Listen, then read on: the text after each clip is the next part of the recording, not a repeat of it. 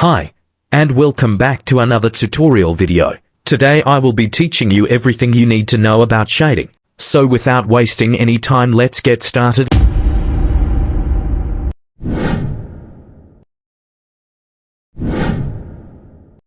This video is divided into two parts. In the first part we will discuss shading, and in the second part we will be discussing blending. In this video we will be discussing these 5 most asked questions relating shading, in which the first one is, what is shading in drawing and art? Shading, in drawing, refers to building layers of pencil to create different tones and contrasts. Pencil marks are blended together to produce darker and lighter areas of a sketch. Shading is widely used to refer to pencil drawings, but you can use the term with other mediums too. For example, if you're working with a fine liner pen, you can use techniques such as hatching and cross-hatching to create a shaded look. We will be discussing these techniques later in this video.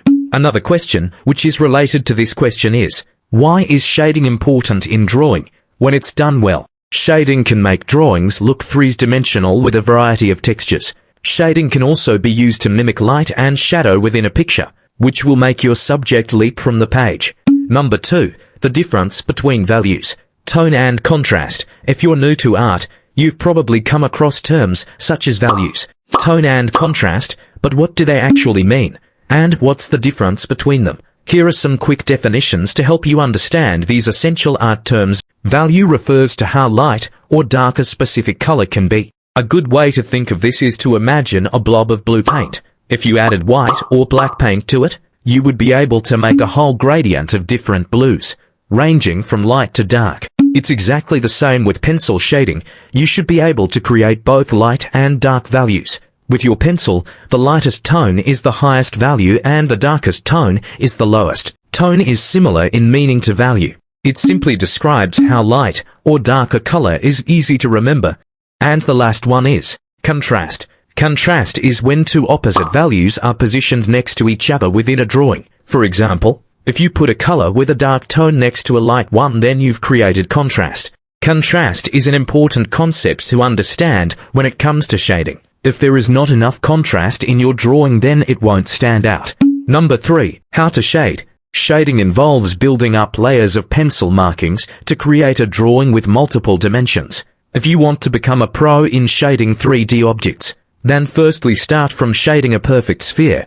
This will help you improve your artwork. Number 4, which pencil should we use for shading? Familiarize yourself with the pencils in your set to get used to how easily they blend. Draw some test strips and practice shading your way from light to dark. Some artists prefer firmer drawing pencils, while others favor ones with a softer lead. This comes down to personal taste, and in time you'll find your own preference. And the 5th one is shading techniques to advance your drawing skills. Generally there are many types and techniques of shading, but today we will be discuss the main 6 techniques of shading, in which the first one is hatching. Hatching and cross-hatching go hand in hand. Hatching is when lines are drawn in one direction, unlike cross-hatching where lines cross one another like a net. Hatching is rarely used by itself. It's almost always used in combination with cross-hatching, and the two shading techniques complement each other perfectly. Your hatched lines don't need to be uniform, but they should follow the same direction for best results. 2. Contour hatching. Contour hatching is a clever pencil shading technique which uses lines to create shadows on an object.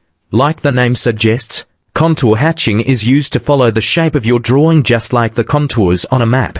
A good way to try this for yourself is to draw a round object such as a sphere or an apple. Sketch an outline first, then use light pencil lines to curve around the shape of the object. Experiment with different line thicknesses to see how it changes the appearance of your object. You can create shadows by drawing lines closer together or spacing them out for lighter areas. This is a really simple shading technique to try, and it's extremely effective when you combine it with other forms of hatching. 3. Cross-hatching. Cross-hatching uses crisscrossing lines to create areas of light and shade on a drawing. This technique often has a woven look due to the way that the pencil marks overlap.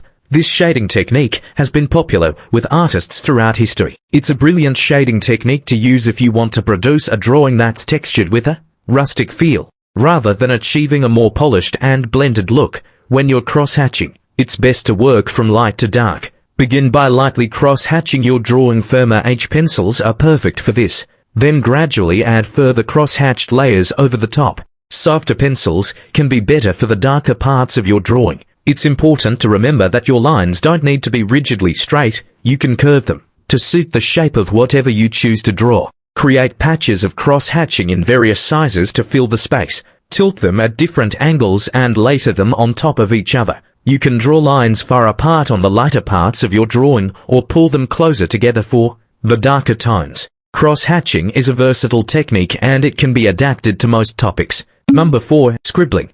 Get in touch with your inner child and go wild with this experimental shading technique. Scribbling is much looser than other forms of shading and feels much more contemporary. Scribbling can bring lively textures into your art, whether you're using it as shading or as a backdrop for a sketch. The key to scribbling is to move your pencil freely to make loose pencil marks, which you build up gradually to shade your drawing. This is a good warm-up exercise when you're settling down for a drawing session, because it's impossible to be a perfectionist while scribbling away. 5. Stickling. Stippling is a technique which makes use of tiny pencil dots to create light and shadows in a drawing. This one takes a bit of practice to get right, but will look very impressive when finished. When you're stippling, begin by lightly penciling in an outline on your paper as a starting point. If you're a more experienced artist, have a go at drawing this outline using pencil dots. This will make the outline less noticeable. When you complete your drawing, bring your pencil dots close together to produce shadows or space them out to represent lighter tones. You can leave the brightest areas of your piece completely blank for the highlights. 6. Circularism. Circularism, as the name suggests, circularism consists of many overlapping circles. The more circles you draw, the more smooth the texture becomes. You can use it to draw fuzzy fabrics, soft cottony fabrics, realistic skin textures and more. Outro. This was it for this tutorial video. If you enjoyed watching this and you learned something from it, then like and share this video. Also do follow me on Instagram. Link is in the description down below. Until then.